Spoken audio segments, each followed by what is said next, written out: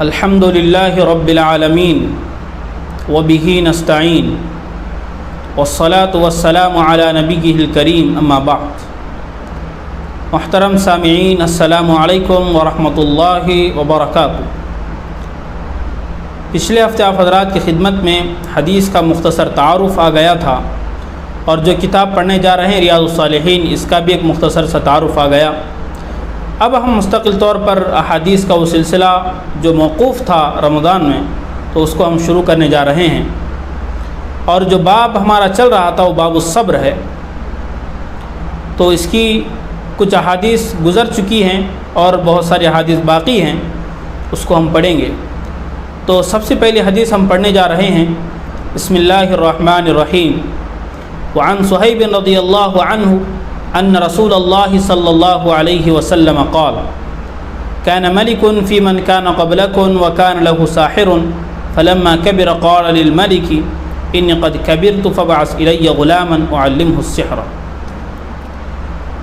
یہ ایک لمبی روایت ہے، تقریباً 1.5 صفحے پر مشتمل ہے۔ ظاہر ہے پورا عربی پڑھ کے اس کا ترجمہ کرنا اس میں کافی وقت لگے گا، تو پہلے ہم صرف اردو میں اس کا خلاصہ واقعہ بیان کریں گے، اس کے بعد اس حدیث کی جو تشریح ہے، جو فوائد ہیں، اس کو آپ حضرات کی خدمت میں بیان کیا جائے گا۔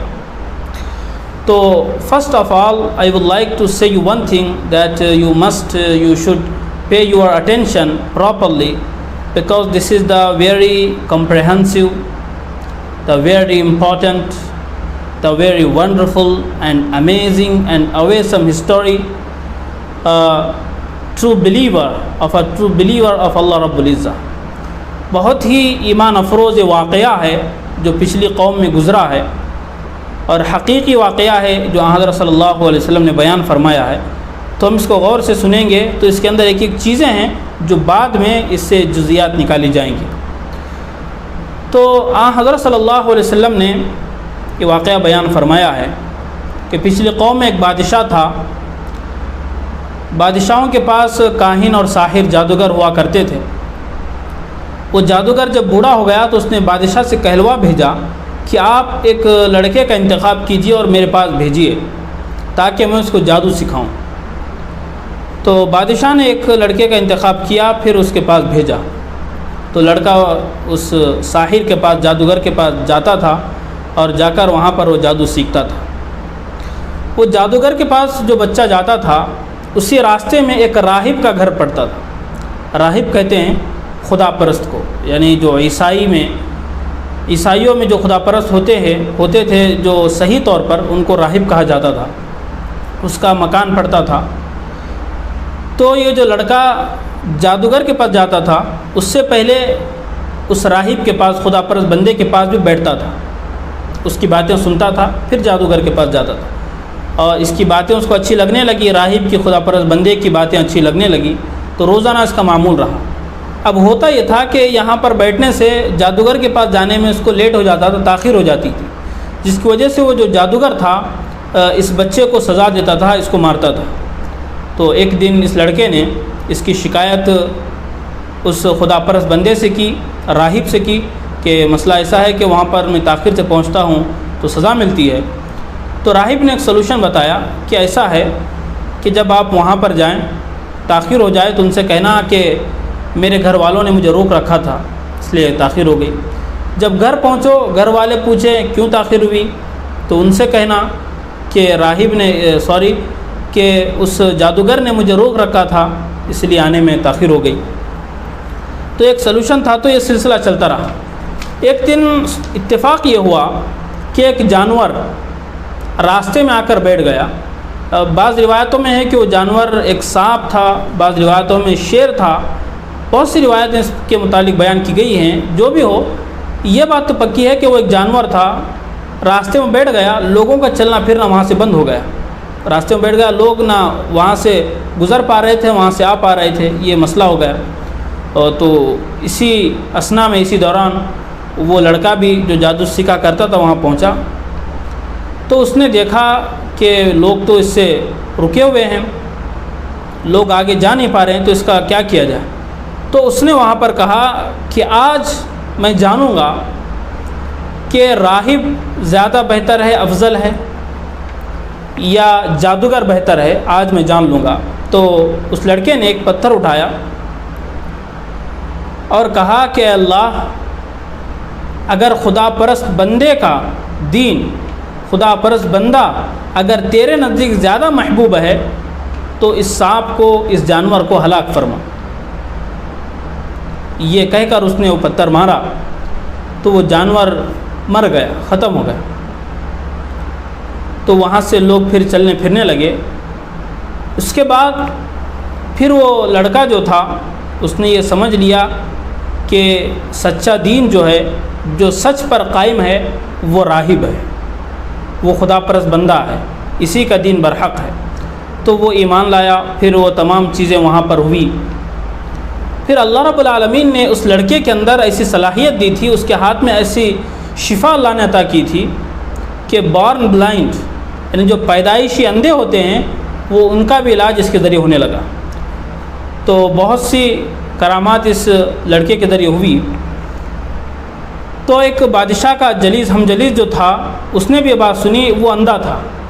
تو بہت سارے تحائف لے کر اس بندے کے پاس آیا، اس لڑکے کے پاس آیا، اور آ کر اس سے کہنے لگا، اگر تم نے میری بیماری کو ٹھیک کر دیا تو یہ تمام تحائف میں تمہارے لیے لایا ہوں، یہ تمام تحائف تمہارے لیے ہوں گے۔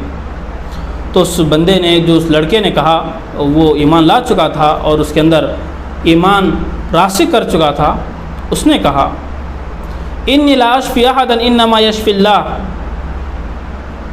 I myself do not cure everyone, it is Allah Rabbul Izzah who cures everyone۔ کہ یہ میرا کمال نہیں ہے کہ میں بندوں کو شفا دوں، بلکہ یہ اللہ رب العالمین کا کام ہے کہ وہ بندوں کو شفا دے۔ بس میں یہ کر سکتا ہوں کہ اگر آپ اللہ پر ایمان لائیں تو میں آپ کے لیے دعا کر سکتا ہوں۔ تو وہ جو اندھا تھا اس نے ایمان لایا، اور اس لڑکے نے اس کے لیے دعا کی تو اللہ نے اس کی بصارت لوٹا دی، اس کی بینائی لوٹا دی۔ پھر چرچا ہونے لگا، جب بادشاہ کے درمیان وہ بیٹھا ہوا تھا، جس کی آنکھیں نہیں تھی، بعد میں اللہ نے لوٹا دی تھی، اس سے پوچھا یہ کیسے ہوا، تمہاری آنکھیں کیسے لوٹائی، تمہاری بینائی کیسے لوٹائی؟ تو اس نے کہا، یہ میرے رب نے لوٹا دی ہے، میرے رب نے میری بینائی لوٹا دی ہے۔ تو بادشاہ ناراض ہو گیا، بالکل غصے سے لال پیلا ہو گیا۔ حدیث سے معلوم ہو رہا ہے کہ بادشاہ نے لوگوں کے درمیان اللہ کا دعویٰ کیا تھا، خدا کا دعویٰ کیا تھا کہ وہ اپنے آپ کو خدا کہلواتا تھا۔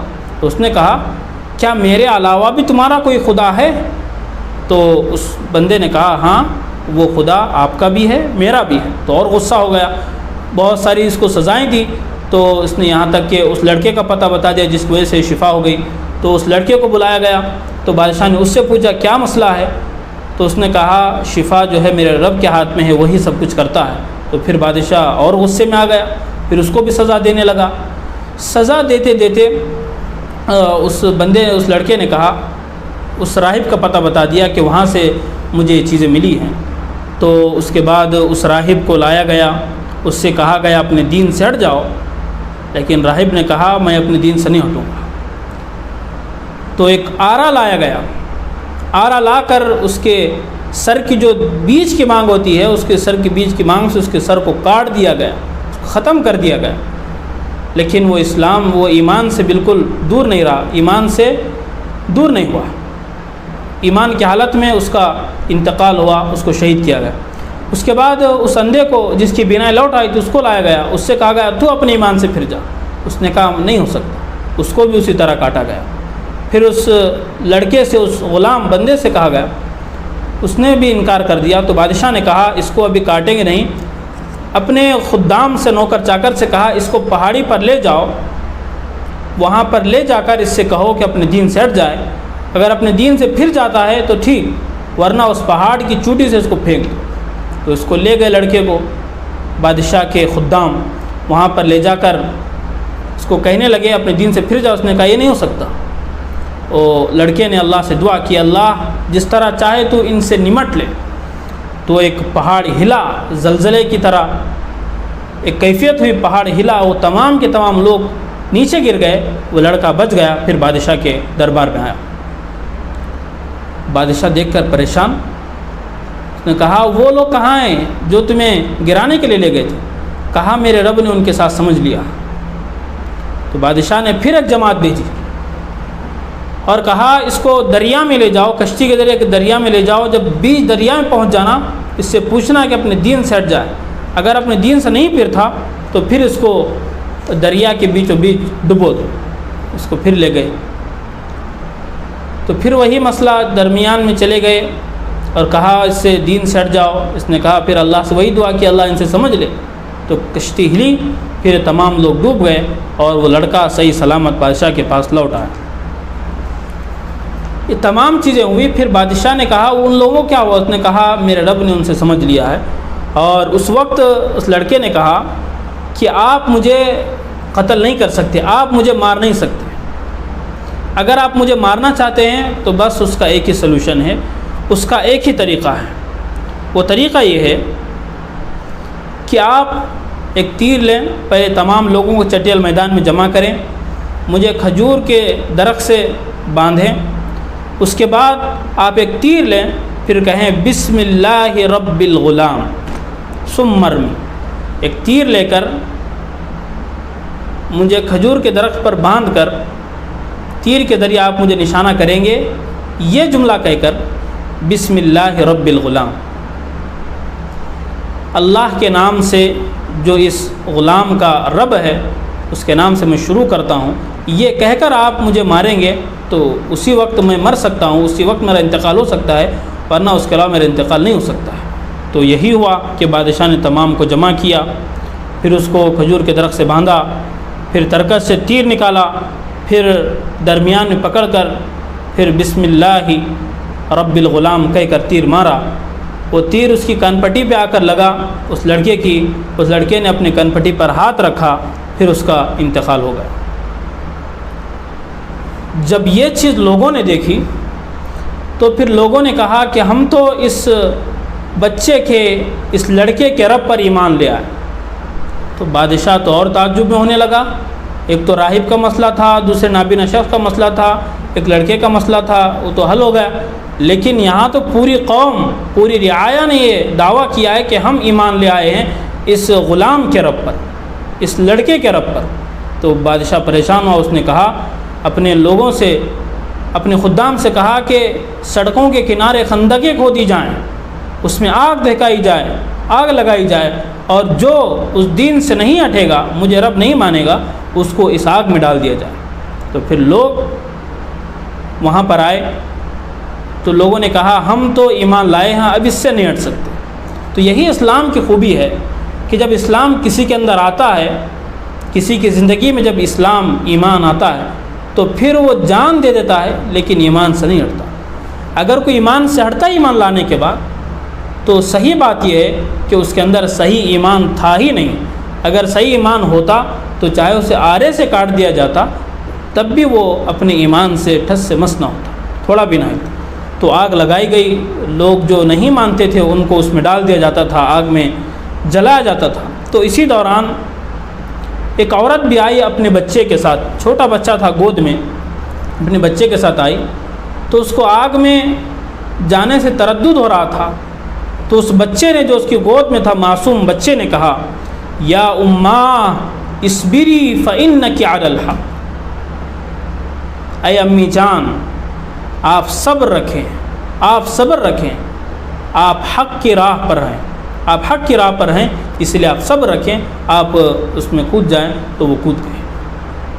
تو یہ ایک واقعہ تھا جو حضرت صلی اللہ علیہ وسلم نے بیان فرمایا، تفصیل واقعہ تھا جس کو آپ حضرات کی خدمت میں آج اختصار کے ساتھ بیان کیا گیا ہے۔